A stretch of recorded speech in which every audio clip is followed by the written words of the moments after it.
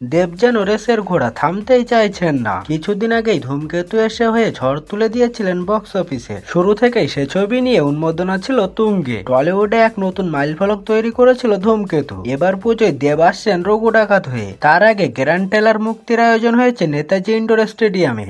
একটা বড়সড় ধামাকার আভাস আগে থেকেই দিয়ে রেখেছিলেন দেব। দেখা গেল ভুল কিছু বলেননি তিনি। টলিউডের একটা বড় অংশে হাজির ছিলেন এদিনের ট্রেলার লঞ্চ অনুষ্ঠানে। নুসরাত জাহান, শ্রাবন্তী চট্টোপাধ্যায়, কোয়েল মল্লিক থেকে প্রসেনজিৎ দেখা গেল অনুষ্ঠানে। এমনকি উপস্থিত ছিলেন শুভশ্রী গঙ্গোপাধ্যায় এবং রুক্মিণী মৈত্র।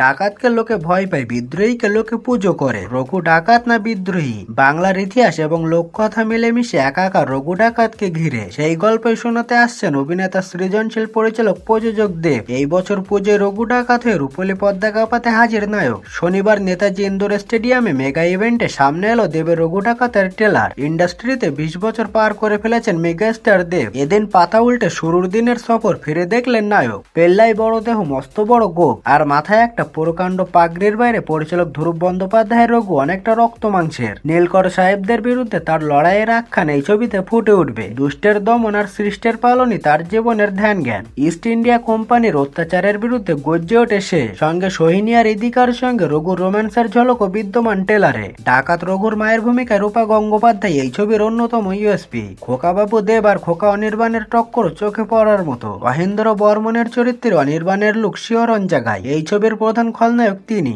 বাংলায় শেষ কবে এত বড় স্কেলের ছবি হয়েছে তা বলা দুষ্কর। ছবির সাউন্ড এফেক্ট এবং ভিএফএক্স এর কাজ তাক লাগাবেই। ইতিহাসের পাতা থেকে উঠে আসা এই চরিত্র কি পারবে বক্স অফিসের নতুন ইতিহাস লিখতে? হাতে আর মাত্র 4 দিন। 25শে সেপ্টেম্বর মুক্তি পাচ্ছে রঘু ডাকাত। এই বছর পুজোর লড়াই মূলত ত্রিমুখী। সেই লড়াই নিঃসন্দেহে রঘু ডাকাতের মূল প্রতিপক্ষ রক্তবীজ 2। হল দখলের লড়াই নিয়ে সোশ্যাল মিডিয়ায় আগেই কাদা ছোড়াছুড়ি শুরু হয়ে গিয়েছে। তবে বক্স অফিসের যুদ্ধে জিতবে সে, দর্শক সহায় হবে যার, তা জানতে অপেক্ষা আর কয়েকদিনের।